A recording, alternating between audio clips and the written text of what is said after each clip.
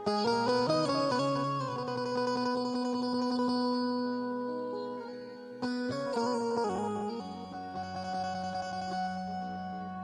हर महादेव शिव शंभु, हर हर महादेव शिव शंभु।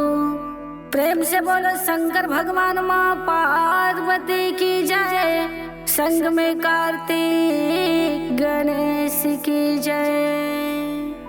प्रेम से बोले सुगनमा सुगनमा, 33 कोटि देवी देवता और सच्चे दरबार की जय। हम अनिता शिवानी आप सबके बीच में एगो फिर से अंतिम चेतावनी शिव चर्चा गीत लेके आइल बनी। उम्मीद करतनी ये गीत रउआ सबके बहुत पसंद आई। यदि पसंद आई तो कमेंट बॉक्स में हर हर महादेव जरूर लिखब। ये गीत में ई बा कि जब शिव गुरु जब वहाँ से भेजी ले, सब केहू के एक ही आदमी के नहीं कहा, जितना लोग के भेजी ले योजक से तय करके भेजी ले कि तू जा तारा धर्म करे खातिर, पाप मत करी हा। यही से इंसान जब माँ के गर्भ में रहेला तब भगवान जी जौन बा वो माई के गर्भ में वो हर बच्चा के उल्टा लटका के रखेले। ये बताई भैया, यदि आज 5 मिनट केहू के उल्टा लटका दो तो दम खोल जाए। आज जब गर्भ में भगवान जी रखीले तो ओकरा के 9 महीना उल्टा लटका के रखीले। इतना कठिन परीक्षा ले ले कि हे मानुष, मैं तुझे वहाँ धर्म करने के लिए भेज रहा हूँ, तो वहाँ पे पाप मत करना। लेकिन उस समय वो शिशु जो रहता है गर्भ में, भगवान से हाथ जोड़कर बोलता है कि नहीं प्रभु, हमसे भूल नहीं होगा, हमसे गलती नहीं होगा। लेकिन काहे के जैसे मानुष जब जन्म ले लेला तो सब अपन जौन भगवान से प्रतिज्ञा ले ले रहेला, उ सब के हुए जब माया के जाल में आके भुला जाला और भगवान के जौन बा का ले ले रहे तरन प्रतिज्ञा सब भुला के तोड़ देला और आके जब लोग पाप में लाग जाता, माया के बाजार में, माया के जाल में लोग लाग जाता और आपन वाली करे लागता। ताई रो सभी गीत संगीत के माध्यम से सुनी। अरे धर्म करे के अइला,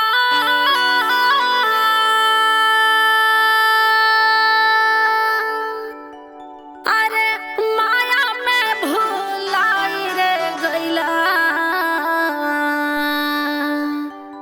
अरे का बतालाई बाऊ हवा जाई हो, ए सुगना एक दिन सुगनमा उड़ जाई हो।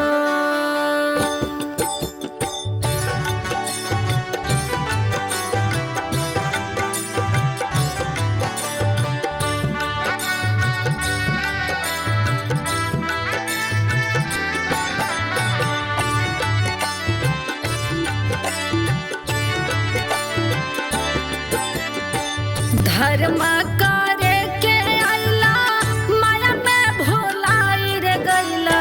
धर्म करे के अइला, माया में भुलाई रे गइला। का बतालाई बाऊ हवा जाई हो, ये सुगना एक दिन सुगनवा उड़ जाई हो। धर्म करे के अइला, माया में भुला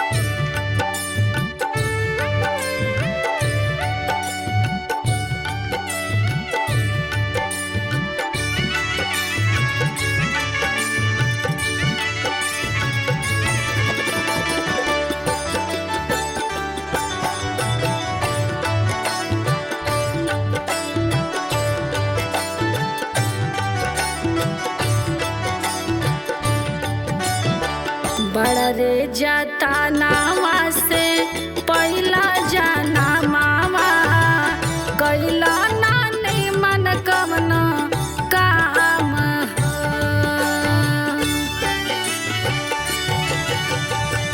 बड़ रे जाता नावा से पहिला जाना मामा कैला नानी मन कवन काम पुण्य या पाप के भैया दुर्गो गठरिया हो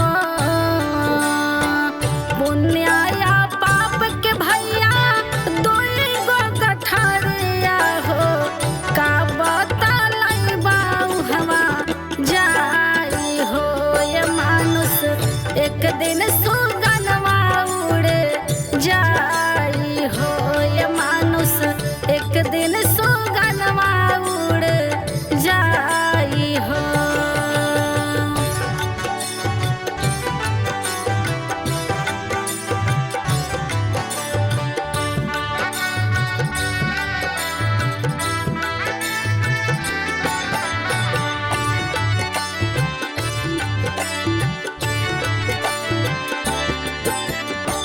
जैसा न करबा तू वैसा न पाइबा कामे न आई सगा भाई हो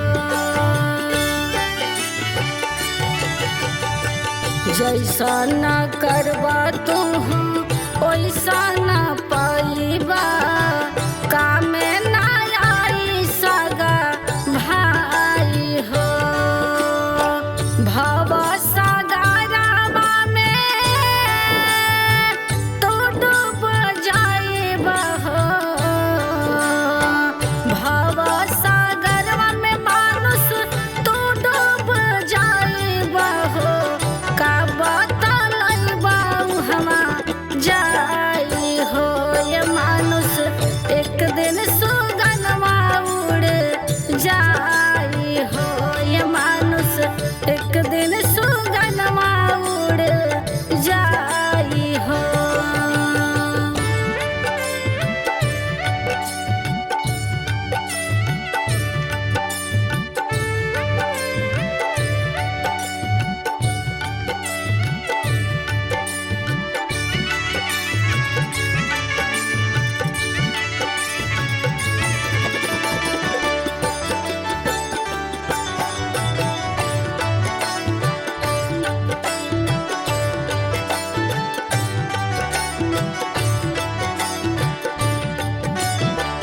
चार जाना मिली जब डोलिया उठाई है तोहरा के चादर ओढ़ाई हो